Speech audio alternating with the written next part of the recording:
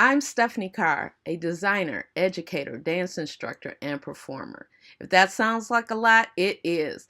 My desire is to become the owner of a creative spa and an online center that would encompass total wellness and expressive arts.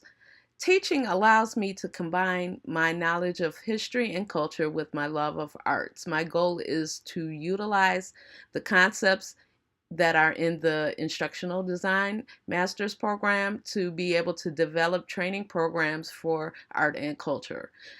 I obtained my BFA. My major, fashion illustration, turned out to be a dying field.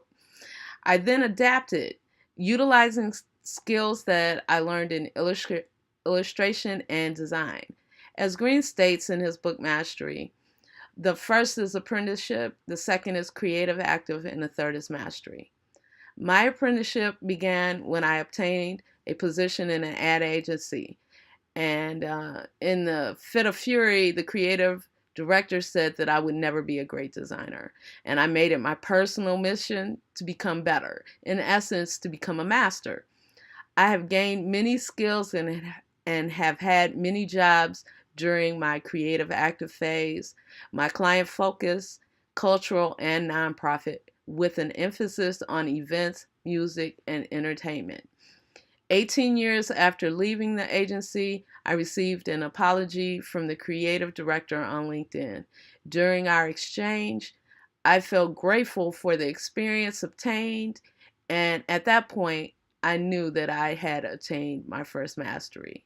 My insights on finding my life's path are: number one, love your subject and feel a profound connection to it.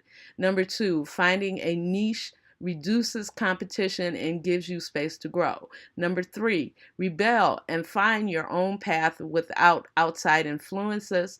Number four, learn to accept change and adapt to your learning into following your life's task. Number five, do not let anything lure you from your path. Your true path requires patience and sacrifice in order to find mastery and fulfillment. My turning point story is to let go of the past and find the perfect niche. During one of my dance classes, a student became upset, and as a group, we began to console that person. Eventually, everyone started sharing their stories of their past, stories of rape, abuse, incest, loneliness, heartbreak, and other injustices. Soon it became the norm to sit and chat after class. After weeks of this, I saw that the class was then becoming a counseling session. I started each class with a new motto: in my class, you don't make mistakes. By letting the students know that they were beautiful and that this class was designed to make them feel that way, it helped their self-esteem. That's when it clicked. I knew that this was my life's task, a combination of all the hobbies that I love, skills that I was good at, and interests that I was obsessed over. A combination therapy studio.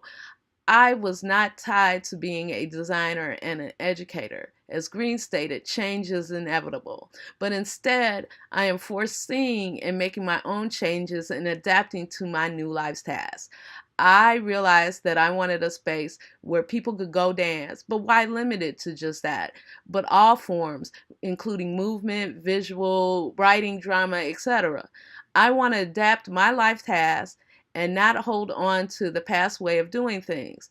I want to extend accessibility online and through virtual classrooms, thereby finding a niche. I want to obtain my master's so that I can further consult and teach, and then obtain funding for the creative spa, which would serve as an art and therapy outlet for nonprofits and schools during the day, and in the evening as a membership studio. After which, I would ultimately obtain a PhD in expressive art therapy. My personal goal is to develop programming for a pop-up creative spa and submit the ideas to Kresge, and then develop an outline for an instructional class and secure a domain name and a website and a trademark. Thank you.